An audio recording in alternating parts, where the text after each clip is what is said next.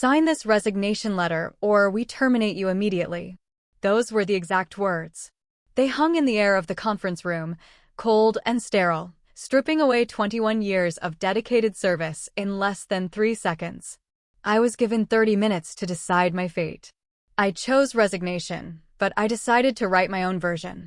One carefully crafted sentence that would change everything. 5 days later, their corporate attorney would call me at 7:43 a.m., his voice tight with a panic he couldn't quite suppress, realizing they had made a mistake that was going to cost them nearly $2 million. Before we dive deeper into exactly how I dismantled a billion-dollar corporation from my dining room table, let me know in the comments, what city or country are you watching this from? I always love seeing how far these stories travel. But to understand the end, you have to understand the beginning. You need to understand exactly how I ended up in that conference room at 4:17 p.m. on a Friday afternoon in October 2025, watching 4 arrogant executives realize they had just walked into a trap of their own making. My name is Anna Vaughn, and I am 46 years old. For over 2 decades, I served as the Senior Director of Global Operations at Ascent Systems, a software development company based in Denver, Colorado. We specialized in enterprise resource planning solutions for manufacturing companies, the kind of unsexy, critical software that keeps the global supply chain moving. I started there in July of 2004. I was a junior operations analyst then, fresh out of graduate school with my MBA from Colorado State University, still in its frame. I was earning $42,000 a year, driving a Honda Civic that rattled when it idled, and living in a studio apartment where the rent ate half my monthly income.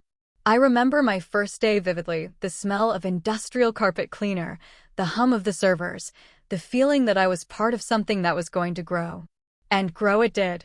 By October 2025, my annual compensation had reached $192,000.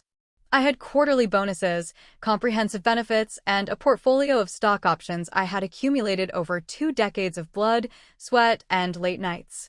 I managed a department of 41 professionals spread across 3 continents. My division alone generated $63 million in annual revenue. I wasn't just an employee with a fancy title and a corner office.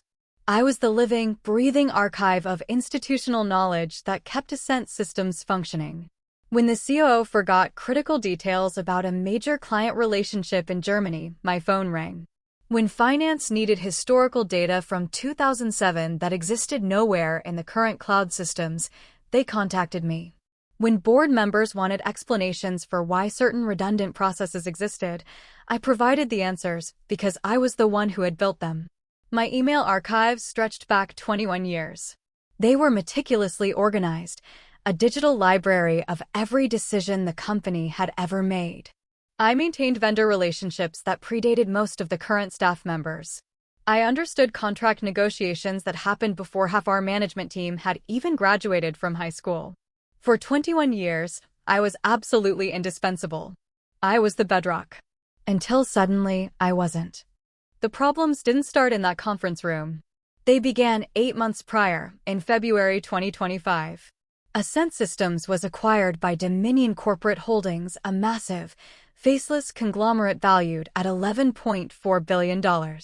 Dominion specialized in a very specific, very brutal business model, purchasing medium-sized technology companies, stripping them for parts, and systematically eliminating expensive, experienced employees.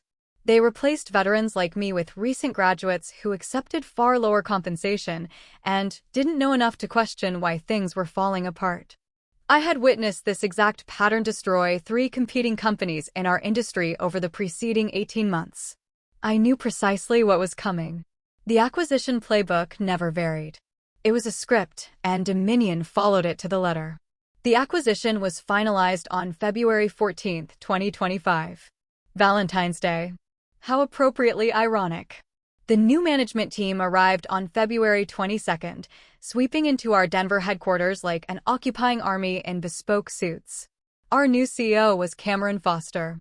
He was 35 years old, held a Yale MBA, and had previously been an executive at a startup that burned through $40 million in venture capital before collapsing spectacularly. He possessed zero practical experience in enterprise software operations, but he had the right haircut and the right vocabulary. The CFO was Logan Pierce, 33 years old, formerly a senior consultant at Bain & Company. Logan was absolutely brilliant with financial modeling and Excel spreadsheets. He could manipulate EBITDA in his sleep, but he was completely ignorant about how actual businesses operated on a daily, human level. The new COO was Levi Coleman, 37, who had been a vice president at Dominion Corporate for exactly 18 months. He believed he understood everything about software companies because he had once managed one for 8 months before it failed catastrophically. They scheduled a mandatory company-wide meeting for March 3rd at 10 a.m. Cameron stood in our main conference room, a space I had personally designed when we relocated to this building in 2013, selecting every piece of furniture, negotiating every equipment contract, even choosing the specific shade of calming gray paint for the walls. He stood there and delivered the standard corporate acquisition speech I had heard nearly word for word from 3 other companies. "We're incredibly excited about this partnership," he announced with a rehearsed enthusiasm that fooled absolutely nobody with real corporate experience. "Nothing fundamental is going to change. We deeply value your contributions. Your positions are completely secure. Together, we'll achieve unprecedented success." He continued, "Dominion acquired Ascent specifically because of the exceptional talent here, and we're committed to preserving that culture and expertise." I sat in the back row, watching the younger employees nod eagerly, hoping it was true. But I knew better. When executives promise nothing will change, it means everything is about to change dramatically. I began updating my resume that very evening at 10:23 p.m., sitting at my dining room table with a glass of red wine. But I also started doing something else, something my father had taught me during his 32 years as a construction foreman fighting for workers' rights. He used to tell me, "Anna, corporate memory is short, but paper trails are forever." I started documenting absolutely everything. Every email exchange, every process document, every contract clause, every vendor agreement. I cataloged every client relationship detail, every policy change, every procedure, and every conversation that seemed remotely significant. I backed everything up to 3 separate encrypted external hard drives that I kept at home, using military-grade encryption software. I had learned this crucial lesson from watching other companies get acquired and gut their experienced staff. They terminate you, immediately lock you out of all systems, and suddenly you possess zero proof of anything you accomplished. You lose your leverage to negotiate reasonable terms because you lose your history. I wasn't going to let that happen. The termination started in March, exactly 4 weeks after the acquisition closed. On March 24th at 8:47 a.m., they fired 15 people. All of them were over 42 years old. All of them earned more than $115,000 annually. All of them had multiple decades of experience.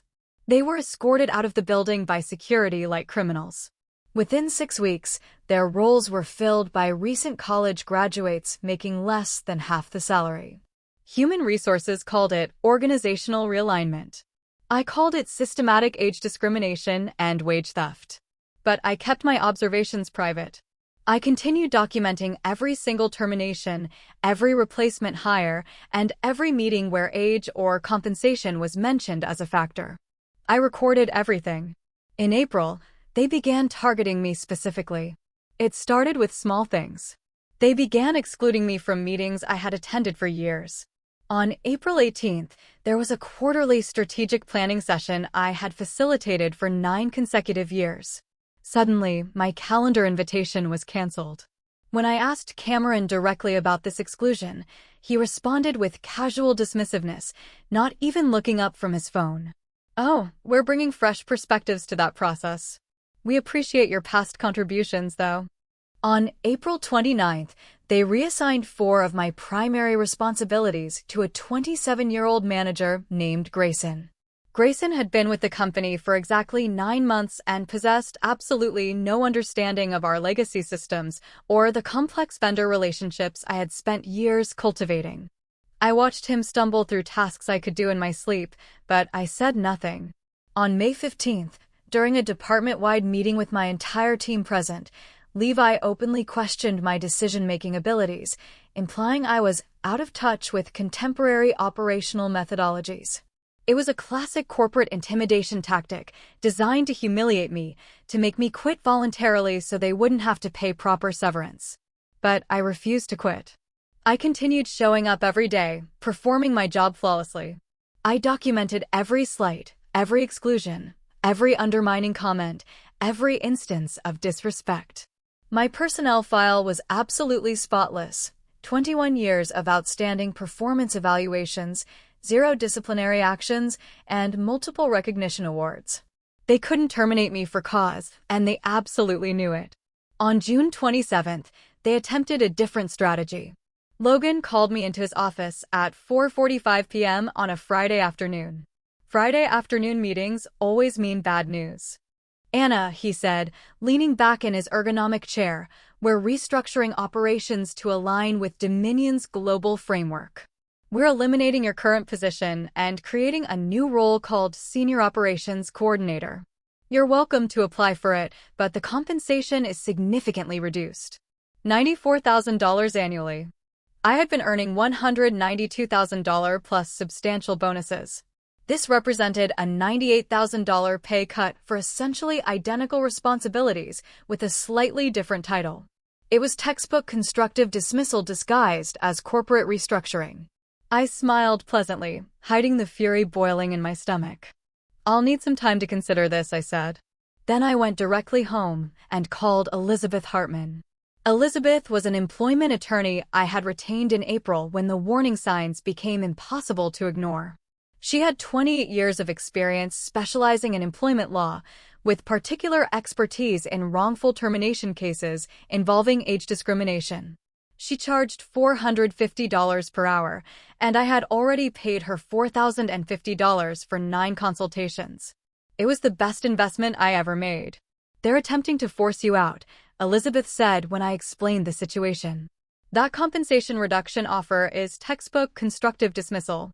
Don't accept it under any circumstances. Wait for them to make the next move and document absolutely everything. I waited for exactly 38 days. On August 4th at 3:15 p.m., I received the communication I had been anticipating. Cameron's executive assistant sent an email marked urgent. Mr. Foster would like to meet with you in conference room C at 3:15 p.m. today. Please make yourself available immediately. Conference room C. Not his office. That meant witnesses. That meant official business. That meant termination. I printed out my resignation letter, the one Elizabeth and I had drafted 4 weeks earlier after multiple revisions. I folded it carefully and placed it in my jacket pocket, feeling the weight of the paper against my side. Then I walked to conference room C. At exactly 3:15 p.m., I opened the heavy door.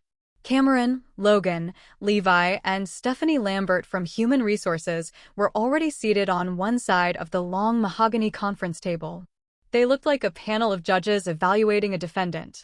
For leather portfolios were arranged in front of them. For matching pens. For matching expressions of false sympathy.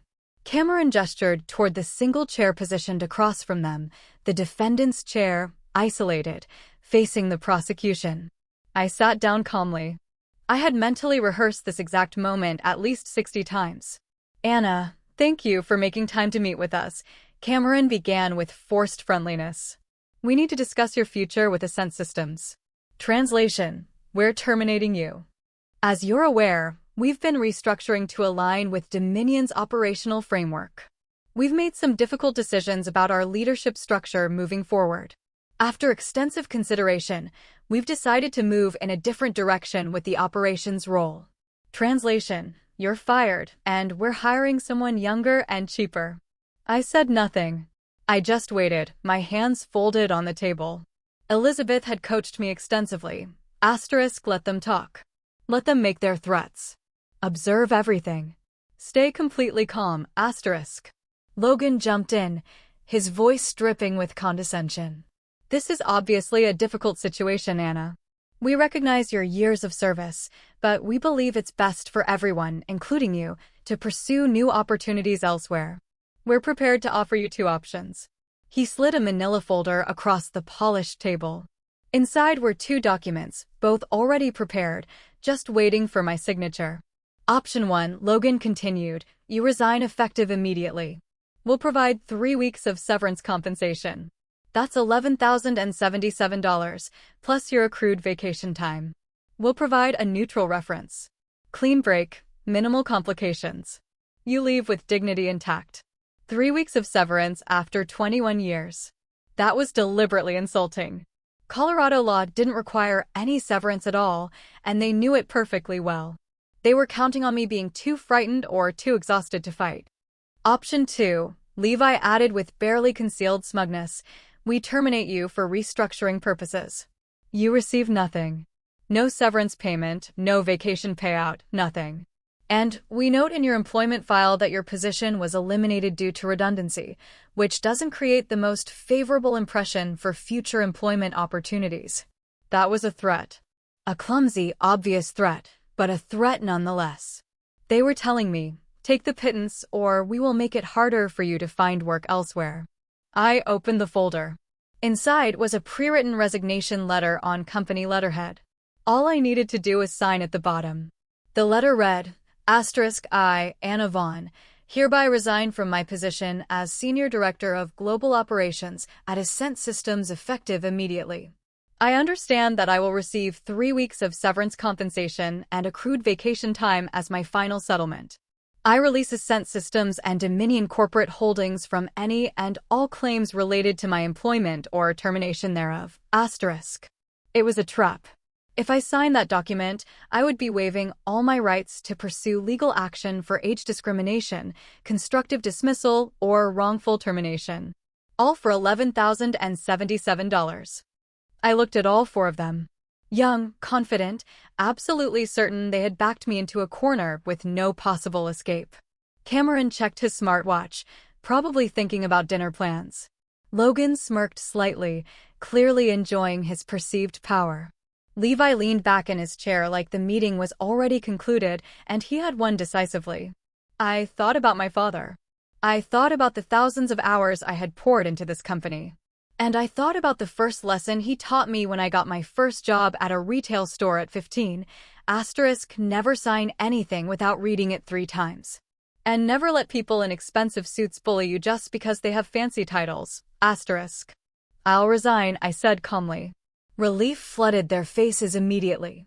Cameron actually smiled broadly. Excellent decision, Anna. Very professional of you. If you could just sign right here. I'll write my own resignation letter, I interrupted. The smiles faltered slightly. The air in the room shifted. Well, we've prepared one that covers all the necessary legal. I'll write my own, I repeated firmly, locking eyes with Cameron. Unless you're planning to dictate what specific words I'm allowed to use in my personal resignation letter. Cameron hesitated. He knew he couldn't force me to use their letter without admitting this entire process was coerced. Fine, he said, waving his hand dismissively. Write your own. We need it by end of business today. 5 p.m. You'll have it within 1 hour, I said, standing up. I walked out of conference room C at 3:37 p.m., leaving them sitting there with their pre-written documents, their matching pens, and their false victory. I walked back to my office, closed the door, and locked it. My heart was pounding, but my hands were steady. I sat down at my desk and opened my laptop. I didn't need to draft anything. I had already written my resignation letter 4 weeks earlier during a sleepless night when I knew this confrontation was inevitable. I opened the file. It was 1 sentence. 42 words. I read it for the 75th time to ensure it was perfect. Then, I sent a quick encrypted message to Elizabeth. They just delivered the ultimatum. Resign or be terminated. Is this still our strategy? She replied in under 2 minutes. Perfect timing. Send it exactly as written. Don't add anything. Don't explain anything. Just that 1 sentence. Then wait. I printed it on Ascent Systems letterhead. I signed it with my full legal name in blue ink. I made 4 copies. 1 for human resources, 1 for my personal records, 1 for Elizabeth, and 1 for my safety deposit box. Then I stood up, smoothed my skirt, and prepared to deliver the most expensive piece of paper in the company's history. They thought they had won.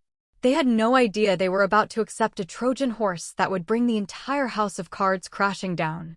I walked back down the hallway toward conference room C, the rhythmic clicking of my heels on the commercial carpet counting down the seconds to 4:17 p.m. The office was buzzing with the usual mid-afternoon energy, phones ringing in the sales pit, the low hum of collaboration in the breakout areas. None of my colleagues knew that I was walking toward the executioner's block. None of them knew I was carrying the blade myself. I paused for a fraction of a second at the heavy glass door. Through the frosted pane, I could see the blurred outlines of the 4 people who had decided my 21 years of loyalty were worth nothing more than a standard severance template. I took a breath, centered myself, and pushed the door open. The atmosphere inside had shifted. They were looser now. Cameron was leaning back, one arm draped over the empty chair next to him, checking something on his phone. Logan and Levi were chuckling about something, probably how easy that had been. Stephanie from HR was organizing the folders, ready to close the file on Anna Vaughn. When I entered, the laughter died instantly, replaced by that mask of professional neutrality they all wore so poorly. They had coffee cups in front of them now. They had gotten comfortable. They thought the war was over. They didn't realize the first shot hadn't even been fired yet. "I have the letter," I said, my voice steady, betraying absolutely nothing. I didn't sit down. I walked to the head of the table and placed the single sheet of Ascent Systems letterhead in front of Cameron. I didn't slide it. I placed it. Cameron picked it up, his eyes scanning the page with the speed of a man who has dinner reservations at 6 and considers this a formality. He didn't read it. Not really. He saw the words resign and effective and settlement, and his brain filled in the rest with what he expected to see. He saw a surrender. "Fine, fine," Cameron said, waving a hand dismissively as he reached for his pen. "This is acceptable. HR will process your final compensation." "I'll need all the severance details in writing," I interrupted, keeping my tone polite but firm. "Including exact amounts, payment timelines, and specific confirmation of what is included in the final settlement." Logan rolled his eyes. It was a small gesture, a microscopic slip of the professional mask, but I caught it. It was the look of a 33-year-old CFO who thought dealing with legacy employees was beneath his pay grade. 3 weeks' salary, Anna, Logan said, his voice dripping with condescension. "We already told you. That comes to $11,077. It'll be in your final paycheck along with your accrued vacation." "And my accrued vacation time?" I pressed, locking eyes with him. "I have 142.5 hours. It's fine." "That's included," Logan said, tapping his pen against the table, a nervous tick masquerading as impatience. "And my outstanding expense reimbursements," I continued, ticking the items off on my fingers. "I submitted receipts for $4,287 from the client meeting in Boston last month. That hasn't been processed yet." Levi Coleman, the COO who had been with the company for less time than I had owned my current car, stood up. He was done with this. "We'll include everything," he said, buttoning his jacket. "You can go now. HR will contact you about returning your laptop and access credentials." I looked at them one last time. For executives who believed they were the smartest people in the room because they held the titles. They had just accepted a document that would cost them more than their combined annual salaries, and they were annoyed that I was asking about expense receipts. "Thank you," I said. I turned and walked out of conference room C at 4:24 p.m. on August 4, 2025. The walk back to my office felt different this time. The weight was gone. The fear was gone, replaced by a cold, hard clarity. I went into my office, the room where I had spent 12 hours a day for over a decade, and closed the door. I didn't cry. I didn't panic. I started packing. I only took what mattered. I had 3 cardboard boxes. Into them went the photographs of my family, the framed certificate from my MBA graduation, and the coffee mug from the 2016 Global Tech Summit. I packed the desk plant my team had given me for my 20th anniversary, a peace lily that had survived 3 office moves. I picked up my favorite fountain pen, a heavy brass instrument given to me by a mentor who had long since retired, the man who taught me that integrity was the only currency that didn't devalue. My phone started buzzing in my pocket. Text messages. My team had seen me walking out of the conference room. They sensed the shift in the air. Anna, is everything okay? Asterisk, just saw Levi looking smug in the hallway. What happened? Asterisk. Are they restructuring? I stared at the screen, my thumb hovering over the reply button. Every instinct in me wanted to reassure them, to tell them to protect themselves, to explain what had just happened. But Elizabeth's voice was ringing in my head. Asterisk, radio silence. Don't explain. Don't clarify. Don't respond to anyone until the trap snaps shut. Asterisk. I slid the phone back into my pocket unanswered. I carried the boxes to the elevator in 2 trips. The security guard, a man named Marcus whom I'd known for 8 years, looked at the boxes and then at my face. He knew. The service staff always knew before the executives did. He held the door for me, a sad, knowing look in his eyes. Take care of yourself, Miss Vaughn, he said quietly. You too, Marcus, I replied. Watch your back. I drove home at 5:04 p.m., merging into the Denver rush hour traffic.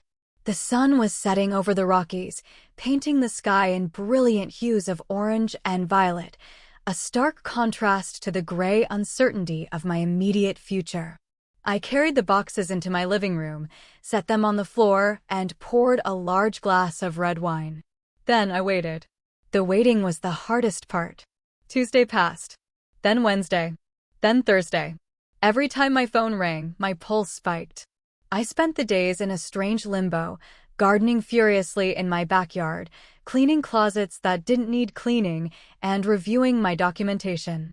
I went over the spreadsheet Elizabeth and I had built, checking the formulas, verifying the dates, ensuring every single claim was backed by a time-stamped email or a signed contract.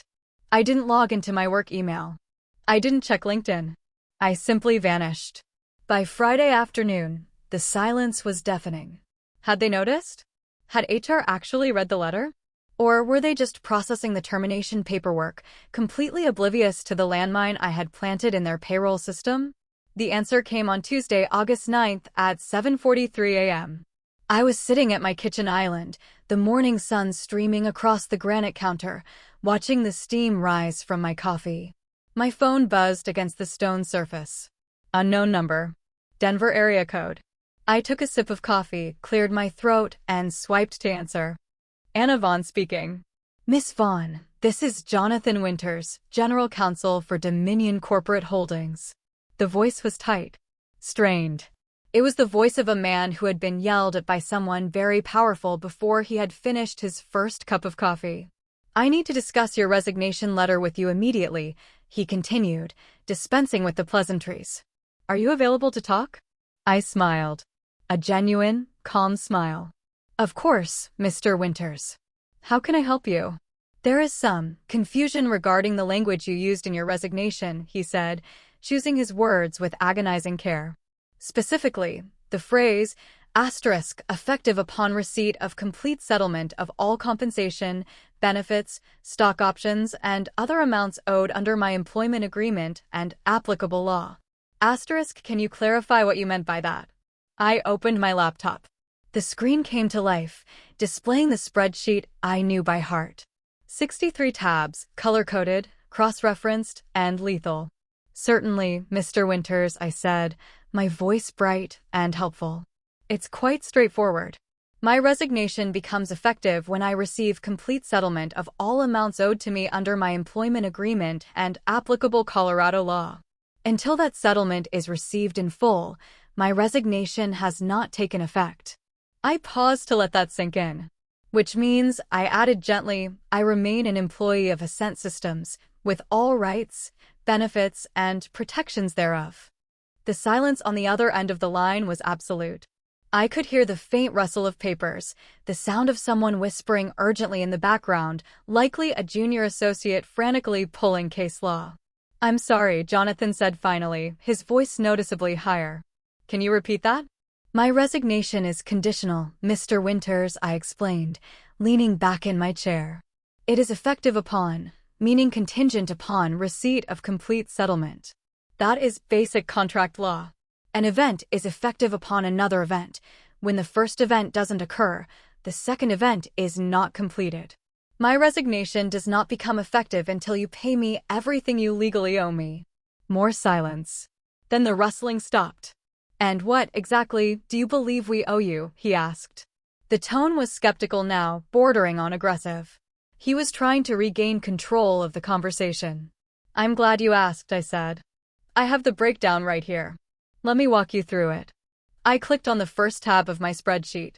First, my base salary through the date of resignation, which, as we established, hasn't technically happened yet, but let's use August 4th as a placeholder. That comes to $14,769.23. Okay, he said, sounding bored. He was expecting petty cash disputes. Second, I continued, accrued vacation time. 142.5 hours at my hourly rate of $92.31. That is $13,154.18. We know about the vacation time, he snapped. Third, outstanding expense reimbursements. $4,287.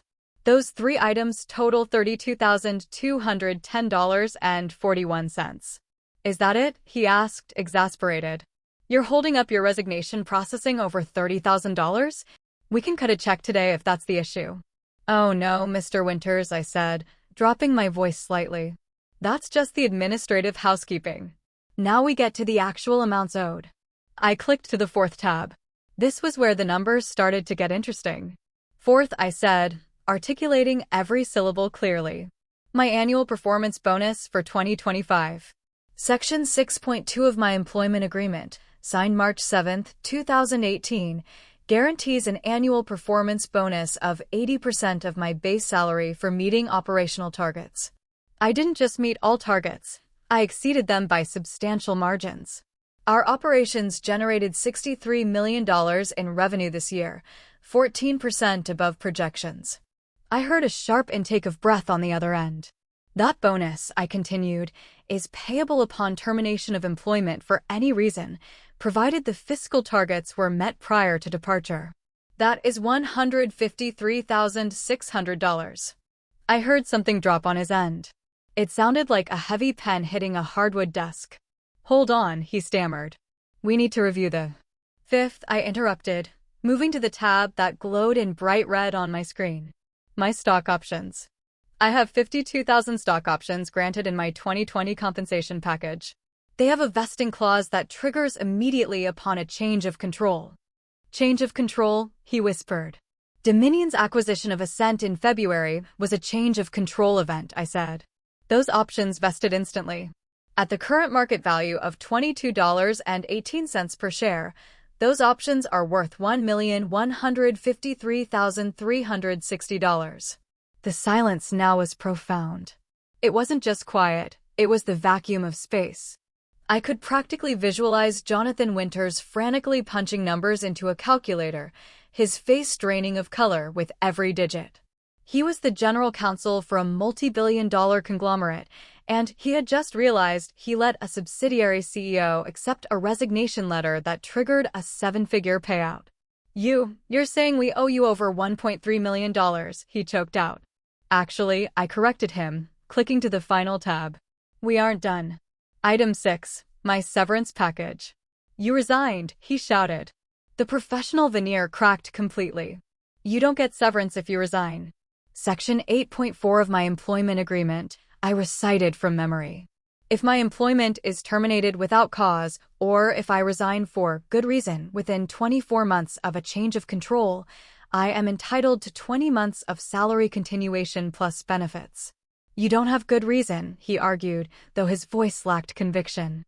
Constructive dismissal is defined as good reason under Colorado law, I countered. Reducing my salary by $98,000, stripping my responsibilities, and excluding me from strategic planning constitutes constructive dismissal. I have the documentation, Mr. Winters. I have dates, times, and witnesses. I paused for effect. That brings the severance portion to $320,000 in salary continuation, plus approximately $31,500 in health insurance premiums. I let the total hang in the air like a guillotine blade. So, to answer your original question, Mr. Winters, you owe me $1,690,670.41, plus interest accruing at the statutory rate of 8% annually per Colorado Revised Statute Section 13-21-101, calculated from August 4th. This is insane, he hissed. You can't possibly expect us to pay this. I expect you to honor the contract, I said calmly.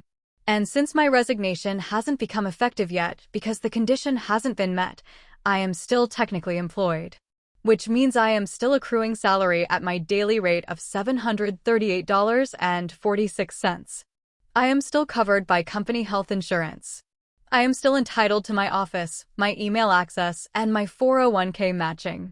We will fight this, he threatened. We will drag this out in court until you bleed. You absolutely should, I replied, my voice cheerful. Please, take it to court. Discovery will be fascinating. I have 21 years of internal records. I have emails from Cameron Foster explicitly discussing getting rid of expensive older employees. I have recordings of Logan Pierce plotting to replace me with younger workers to save money. I have filed a charge with the EOC for age discrimination this morning. The investigation alone will freeze your ability to hire or fire in my department for months. I took a sip of my coffee. It was still warm. Or, I said, offering the lifeline, you can pay me what you legally owe me. I'll sign a standard release, and we all move on. But Mr. Winters, you should know, the meter is running. Every day you delay, the price goes up. He didn't say goodbye. He slammed the phone down so hard I heard the plastic crack on the other end. I set my phone down on the granite counter and exhaled. My hands were shaking slightly, not from fear, but from the adrenaline of finally, after months of abuse, landing the first punch. I didn't have to wait long for the aftershocks. 3 hours and 42 minutes later, my phone rang again. This time, it wasn't the lawyer. It was Logan Pierce. And he was screaming before I even raised the phone to my ear. What the hell did you do? Logan screamed. The sound was so loud I actually had to pull the phone away from my ear. His voice, usually so composed and dripping with Ivy League condescension, was now shredding with raw, unfiltered panic. He wasn't speaking to a subordinate anymore. He was speaking to a disaster. I resigned, Logan, I said, my voice maddeningly calm against his hysteria. Exactly as you requested in the conference room. I signed a resignation letter. You accepted it. We shook hands. Why are you shouting? You tricked us, he sputtered, the words tripping over themselves. You deliberately wrote that resignation to trap us. You knew exactly what that language meant. I wrote a legally valid resignation letter, I corrected him, leaning back in my chair and watching the afternoon sun filter through my blinds. I used specific, conditional language. You had 4 people in that room, Logan. You had a representative from Human Resources. You had an executive team. And not a single one of you bothered to read the document before accepting it.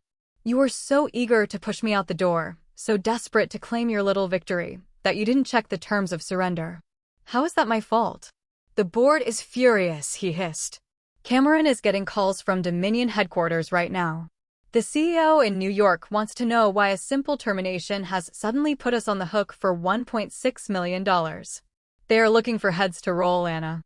Well, I said, taking a slow sip of wine, I suppose you should have thought about that before you tried to cheat a 21-year veteran out of her severance. But let's be clear about one thing, Logan. I haven't been terminated. That's the beauty of it. My resignation is conditional. Until the condition full payment is met, the resignation does not take effect. We're not paying you, he snapped. We are not paying you a single penny of that bonus or those stock options. It's extortion. Then don't pay me, I said pleasantly.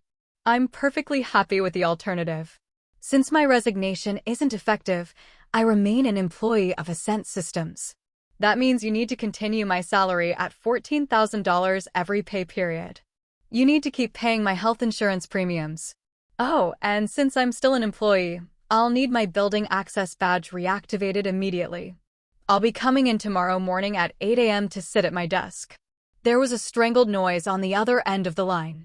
I'll need my parking spot back, too, I continued, enjoying every syllable. And my corporate credit card. And since you've already assigned my duties to that 27-year-old manager, Grayson, I suppose I'll just be sitting in my office, drinking coffee, and watching you try to run the department I built. I can do that indefinitely, Logan. I can wait as long as you want. I'm essentially being paid to do nothing. You can't come back, he stammered. We've already moved your things. Then I'll sit in the lobby, I promised. I'll sit in the lobby and greet every client that walks through the door. I'll explain to them exactly why I'm sitting there. How do you think that will play out for the company image? We'll see you, he threatened, but the venom was gone, replaced by desperation. We'll see you for fraud. For acting in bad faith. For what, Logan? Knowing my rights? Good luck with that lawsuit. Discovery will be absolutely fascinating. I let my tone drop, losing the pleasantry and letting the steel show through. But while you're considering litigation, you should know that I've already filed a formal charge with the EOC for age discrimination. This morning. It's done. Silence. Dead silence. I have documentation of 23 employees over the age of 40 being terminated in the last 6 months, I said, reciting the facts from memory. I have the emails where Cameron explicitly discusses improving the cost structure by eliminating legacy personnel. I have the recording of you, Logan, from the May management meeting, where you said we needed fresh blood who won't question orders. That's a direct quote. Under Colorado's one-party consent law, that recording is entirely admissible in court. I could hear his breathing now, shallow, rapid breaths. An EOC investigation takes months, I reminded him. Sometimes years. And while that investigation is open, you can't destroy a single document. You can't delete a single email. Every hiring decision you make will be scrutinized. And the longer you drag this out, the more evidence I accumulate and the bigger the damages become. Do you really want to explain to the Dominion board why you're facing a class action age discrimination suit because you didn't want to pay one woman what she was owed? He hung up on me. No goodbye, just the click of the line going dead. I set the phone down and waited. I knew exactly what was happening in that office 5 miles away. I could picture the frantic running between conference rooms, the shouting matches, the terrified calls to external legal counsel. 20 minutes later, my laptop screen lit up. My work email had reactivated. Someone in the IT department, likely screaming in panic after a lawyer told them I was technically still an employee, had restored my access to avoid further liability for a lockout. I logged in immediately. The inbox began to flood with the backlog of the last 5 days, but I ignored the routine clutter. I went straight to the sent items and the internal threads I had been copied on before the lockout. And there it was. An email chain between Cameron, Logan, Levi, Jonathan Winters, and 4 high-priced attorneys from Dominion's corporate firm. The subject line read, Urgent, Vaughn resignation issue, legal exposure. I opened it and read the most satisfying text of my life. They had forwarded my resignation letter to an outside employment law specialist. Her response was right there in black and white, highlighted in the thread. Asterisk, she has you. The language is standard conditional resignation, perfectly valid in Colorado. You accepted the document. You signed the receipt. By failing to reject the condition immediately, you legally agreed to her terms. If you go to court, you will lose on the contract claim, and her age discrimination evidence looks substantial. If that goes to discovery, the reputational damage to Dominion will be catastrophic. My strong recommendation is immediate settlement. Pay her and get the release signed before she goes to the press. Asterisk. I smiled, took a screenshot, and saved it to my encrypted drive. They knew they were beaten. Now it was just a matter of the price. Jonathan Winters called me back at 6:18 p.m. His voice was weary, stripped of the arrogance he'd carried earlier that morning. Ms. Vaughn, he said. Dominion would like to discuss a settlement to resolve this matter quickly and amicably. I'm listening, I said. We are prepared to offer you $950,000, he said. That is a lump sum. Full and final settlement of all claims. That includes everything: salary, bonus, options. It's a generous offer. Take it, and we walk away.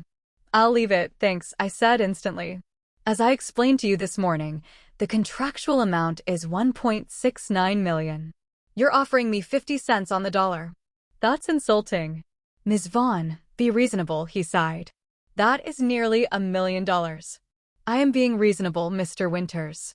I'm asking for exactly what is written in the contract your company signed. You are the ones who tried to force me out with 3 weeks of severance after 21 years. That wasn't reasonable. That was predatory. $1.2 million, he countered. That is our final offer. But we need a decision right now. No, I said. The number is $1,690,670.41, plus my attorney's fees, which are currently standing at $63,450. Elizabeth has been very busy on my behalf today. I heard him exhale a long, frustrated sound. We aren't going to pay attorney fees for a resignation letter. Then I remain employed, I said cheerfully. And I file the lawsuit tomorrow morning. Mr. Winters, do you know what happens to that settlement number once I file suit? It goes up. It starts to include damages for emotional distress. It includes punitive damages for willful age discrimination. And the attorney fees? If we go to trial, those will be in the hundreds of thousands. You're looking at a $3 million problem that you can solve right now for 1.7. There was a long pause. If we agree to the amount, he said slowly, we need strict confidentiality. And we need a full release of all claims. Agreed, I said. But I have 2 more conditions. You can't be serious. I am very serious. First, I want the money via wire transfer within 20 business days. Second, I want a signed letter of recommendation. It needs to be on company letterhead. It needs to be signed by Cameron Foster personally. And it needs to state that I was an exemplary employee who contributed significantly to the success of Ascent Systems. Cameron won't sign that, Winters said. He hates you. That's exactly why I want it, I replied. It's the price of my silence. If he wants me gone, he has to praise me to do it. And finally, I want a mutual non-disparagement clause. If anyone from Ascent or Dominion badmouths me to future employers, the settlement agreement is void and I can sue for breach. Those are the terms. I need to make some calls, Winters said. Take your time, I told him. But remember, every day you delay costs you another $700 in my salary. The meter is running. He called back at 8:47 p.m.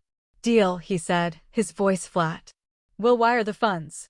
You'll get the letter. Our lawyers will send the agreement over in the morning. On September 3, 2025, at 1:18 p.m., my phone buzzed with a notification from my bank app. I opened it to see a wire transfer deposit of $1,754,120.41.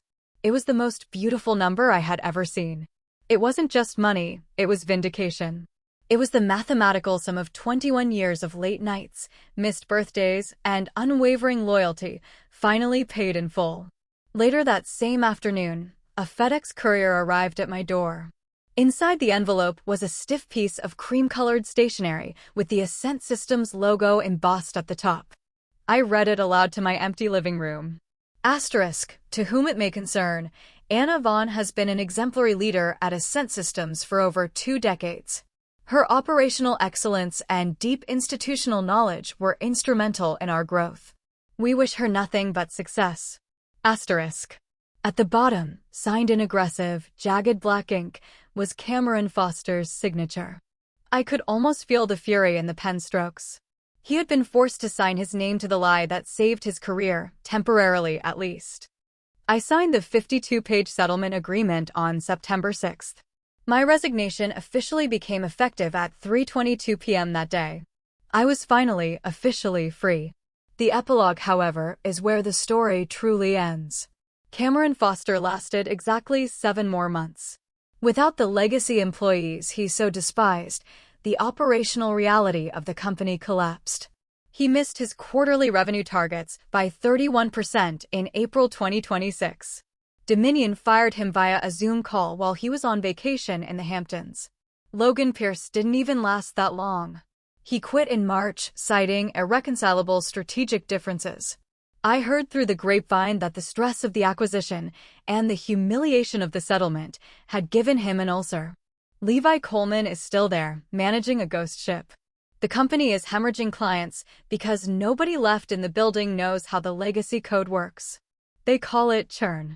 I call it the inevitable result of treating institutional knowledge like a liability. 4 of my former team members have contacted me since I left. They all received the same ultimatum: resign or be fired. I connected every single one of them with Elizabeth Hartman. 3 of them have already negotiated 6-figure settlements using the exact same playbook I wrote. The 4th is currently still employed, sitting at her desk, doing nothing, while the company frantically tries to figure out how to pay her what she's owed. As for me, I'm 46 years old, and I'm semi-retired. I consult occasionally for medium-sized companies that actually value experience, charging $575 an hour to tell them how to optimize their processes. But my real passion has become what I call career defense planning. I spend my weeks helping experienced professionals, people in their 40s and 50s who are being pushed out by younger, cheaper management, document their worth. I teach them how to archive their emails. I teach them how to spot the warning signs of constructive dismissal. I teach them that their employment contract is a weapon, but only if they know how to wield it. I've been contacted by 19 people in the past year alone. The story is always the same. A new manager, a sudden drop in communication, a surprise meeting on a Friday afternoon. And I tell them all what my father told me, all those years ago on a dusty construction site. Know your rights. Document everything. Never let people in expensive suits bully you just because they have fancy titles. They're banking on your fear. They're banking on you being too tired, too old, or too polite to fight back. Don't give them the satisfaction. When you work somewhere for 20 years, when you build the systems that keep the lights on, you have value. And when a company tries to steal that value for pennies on the dollar, you have every moral and legal right to burn their playbook to the ground. Never sign anything without reading it 3 times. Never assume they are smarter than you just because they are louder. And sometimes, the best revenge isn't getting even. The best revenge is getting exactly what you are owed.